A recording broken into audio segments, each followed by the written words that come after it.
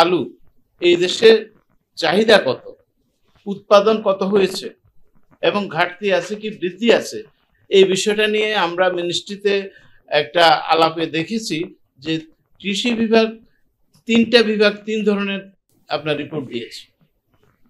কৃষি সম্প্রসারণ অধিদপ্তর যে রিপোর্ট দিয়েছে সেটার সাথে কৃষি বিপণন অধিদপ্তরের তথ্যের মিল নেই। এই দুইটা অধিদপ্তরের সাথে কৃষি গবেষণা কাউন্সিলের তথ্যের মিল নেই এবং এটা দিয়েছেন ঢাকার এসবি অফিস। হ্যাঁ, তো এইটা যদি হয় আমরা বিপদে আছি। কৃষি মন্ত্রণালয়কে সেদিন মিটিং, এটা মাসখানেক আগের মিটিং, বলা হয়েছে আপনারা একটা তথ্য, অভিন্ন তথ্য দেন যাতে করে আমরা এলসি খুলতে পারি, কারণ এই তথ্যের উপরে ভিত্তি করেই হবে এই দেশের আপনার চাহিদা আনবে কি আনবে না।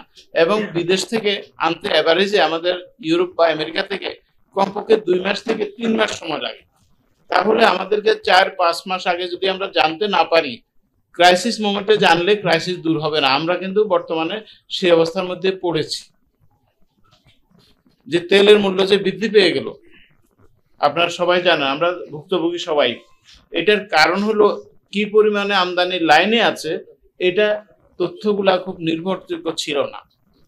এবং পরবর্তীতে যখন আনবেন ওনারা, আন্তর্জাতিক বাজারে ডলারের মূল্য বৃদ্ধি পেয়েছে, ডলারের মূল্য বৃদ্ধি পায়, আমাদের দেশে জিনিসের দাম বেড়ে যায়।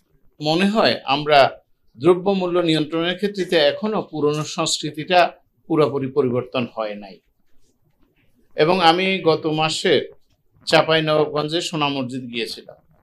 সেখানে যখন দেখেছি যে পেঁয়াজের মূল্য বৃদ্ধিতে যে আমদানি হচ্ছে তার মধ্যে 1/3 পেঁয়াজ নষ্ট।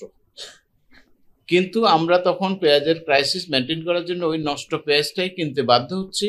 এবং এই কারণে যে পেঁয়াজ আমদানি যে পরিমাণ করা হয়েছিল, পরে মূল্যর ক্ষেত্রে 2/3কে পুরা 1 ধরে আমরা যারা অঙ্ক বুঝি, 100-র মধ্যে 30 ভাগ নষ্ট হওয়ার পরেও বাকিটাকে 100 ধরে মূল্য আমাদের এলসির মূল্য হয়েছে, ফলে মূল্য কোনোভাবেই কমানো যায়নি।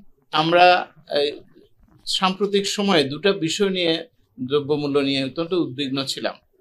একটা হলো এই যে পেঁয়াজ দীর্ঘদিন এখন কমছে, আরটা ছিল আলু। রাজশাহীতে কোল্ড স্টোরেজের সংখ্যা কমপক্ষে 40, উপজেলার সংখ্যা কত? 9টা উপজেলায় একটা মাত্র উপজেলা ইউনো পারলেন, অন্যরা যে পারলেন না, দুটাকে এক কাতারে আমরা বিবেচনা করতে পারি না। বাকি 3টা উপজেলায় কি 39 টাকায় বেরিয়েছে? বেরিয়েছে কিনা? বেরোয়নি। তো এই যে বেরোয়নি, এটা কি সফলতা না ব্যর্থতা? তাহলে আমি দুঃখ প্রকাশ করছি আমার এই ব্যর্থতার জন্য। যেহেতু আমি ব্যর্থ হয়েছি, তাই আমি এখানে সফলতা দাবি করতে পারি না। কিছু জিনিস আছে আমার ইখতিয়ারের বাইরে, সেটা হচ্ছে বাণিজ্য মন্ত্রণালয় এই সমস্ত ডিউটি ফিক্স করেন, এনবিআর তাদের ট্যাক্স এবং ট্যারিফ নির্ধারণ করেন, ট্যারিফটা বাণিজ্য মন্ত্রণালয় করে থাকেন।